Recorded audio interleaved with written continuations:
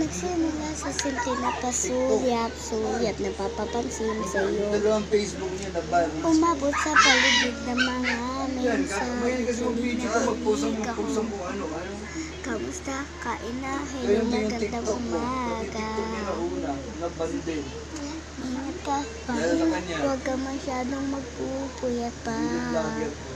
Yung YouTube ko nga eh, punong-puno ng video Naramdaman niya. ng puso na dahan-dahan ako'y nahuhulog sa'yo. Sa kada araw na tinabago, sa meron ng namumuo. At hindi ko na alam kung anong patutunguan. At hindi ko rin alam na itong naramdaman.